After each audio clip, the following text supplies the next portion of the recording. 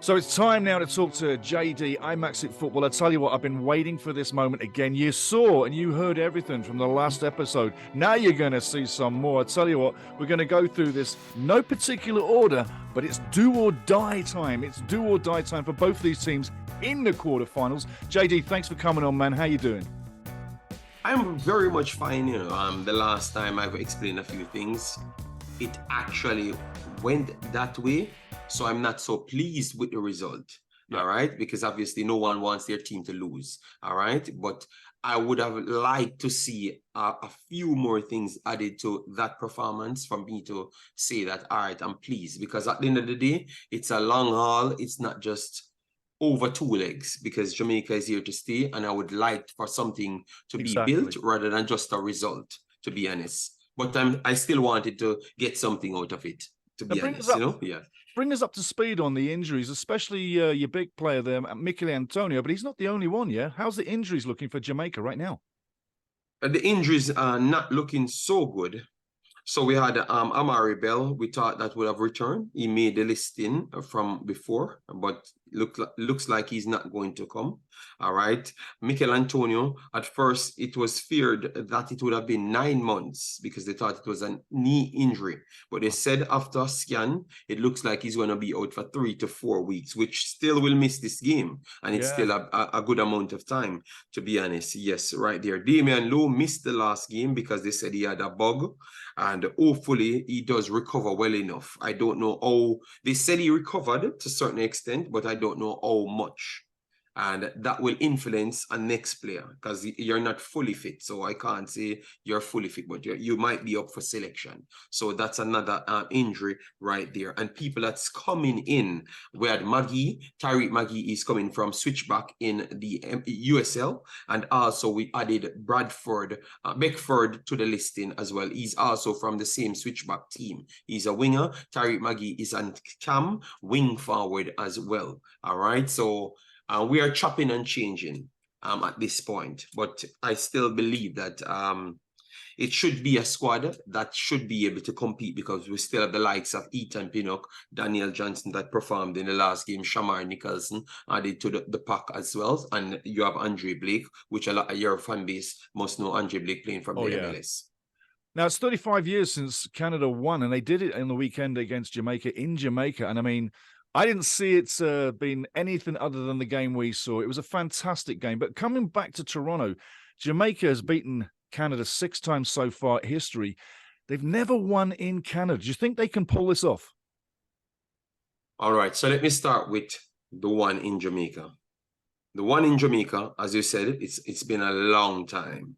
It has been a long time since they have won there. But we have to remember that we're in a different era now. Since the grandparents' rule, all teams kind of get a big reset. So Canada does have a star-studded squad now at this point, and Jamaica just has a star-studded squad. Most of these players might have never played for Jamaica if the rule would have stood before. So that 35 years or whenever year it is, I don't really read into it too much because the Canada team since 8 years ago is a complete different team.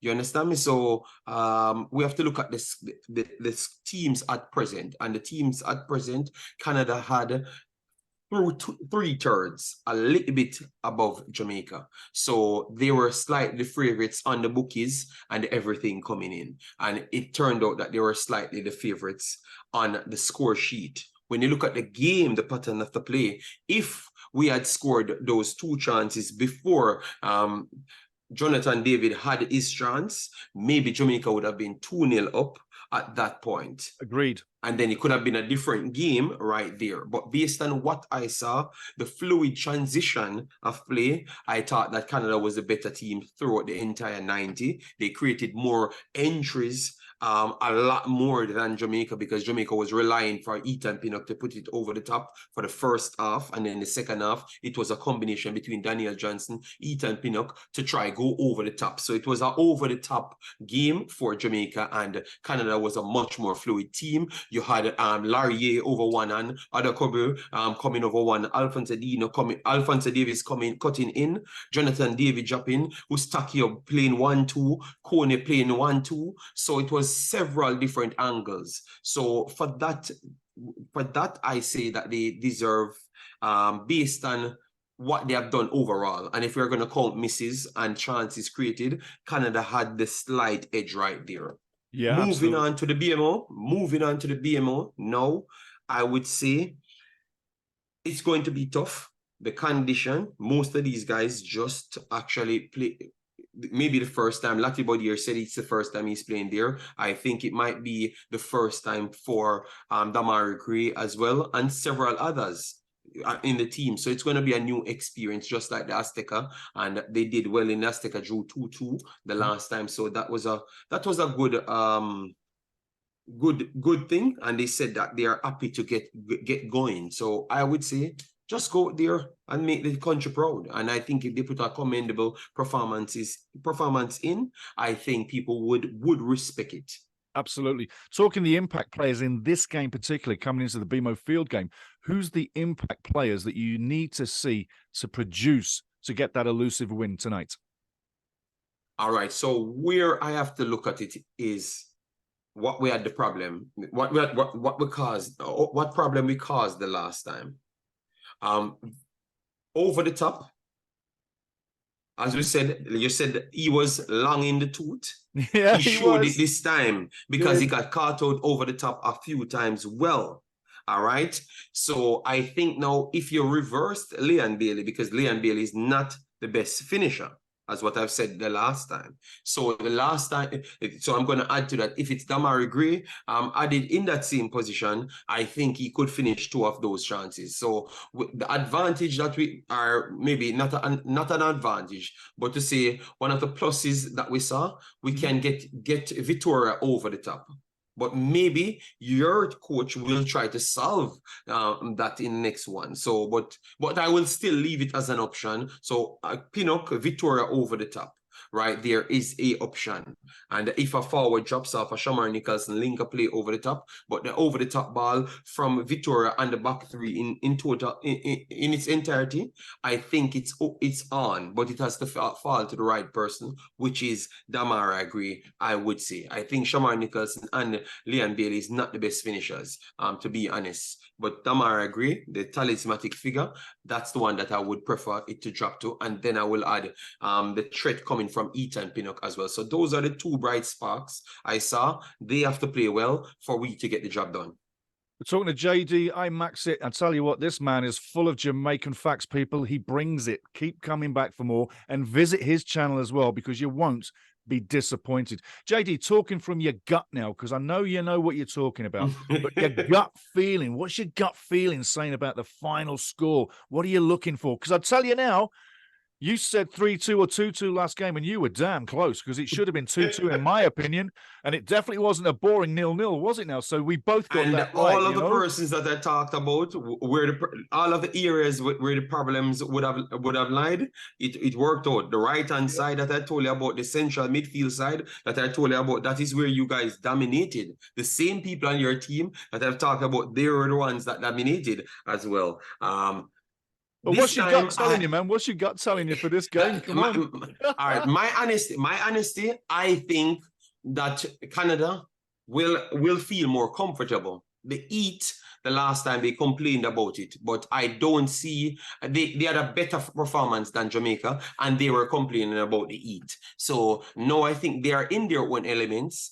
I think they have a significant advantage. I don't think it's a small gap as before. I had it like 5% difference between Jamaica and Canada. So 55-45 in favor of Canada. But this time, I think it's slightly bigger. I think it's 10% bigger because they're in their own elements. And I expect them to start fast and sustain their pressure as well. But that still gives Jamaica a chance with that confidence. If they do lift up, if they do push up the field a little bit more, Jamaica can get behind them.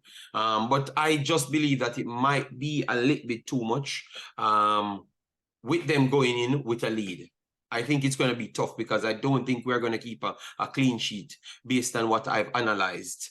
and we are conceding a lot of goals, and I don't see the coach fixing that as yet, because we need to fix to stop the goals them is actually the center of the park.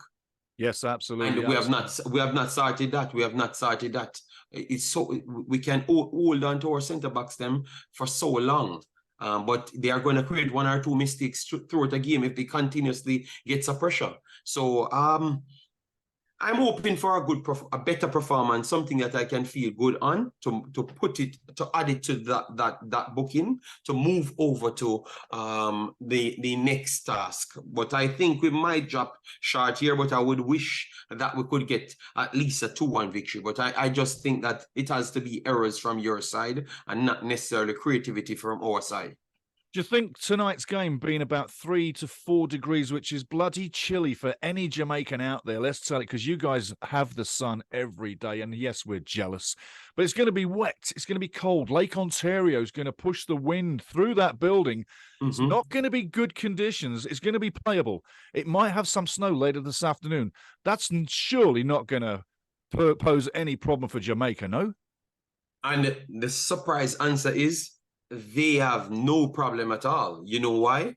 Because majority of them that started, they are English players. The weather is pretty much similar. The actual temperature is pretty much similar. And even the Jamaican-born ones, Shamar Nichols coming from Russia. Javian Brown actually plays in Canada. You understand me? So, and then you have Blake coming in from Philadelphia. So I think it won't be such of a big deal, the condition, to be honest. I think the condition will be maybe okay for them. So bloody all right, yes. Yes. JD, man, I tell you what, it's been an absolute pleasure bringing you on. I'm so grateful for everything, and the amount of information, people, you got to hand it to the man. He knows his team. He knows about Jamaica. I know about Canada, and you know that, guys, but this man knows about Jamaica. Everything he said, you want to take to the bank because it's that good. I tell you what, it's been an absolute pleasure. Well, you don't want them to actually bet on these things, you know, and get money off it, and then don't give me none of the money. All right? Yeah, make all the winnings go to JD, guys. Send him your winnings, yeah? JD, thanks very much, man. I tell you what, we're going to move on, get ready for this game, but I tell you, thanks again, my friend, and we will be in touch for other reasons as well moving forward. But everybody, get ready for this game. It's going to be massive. Cheers.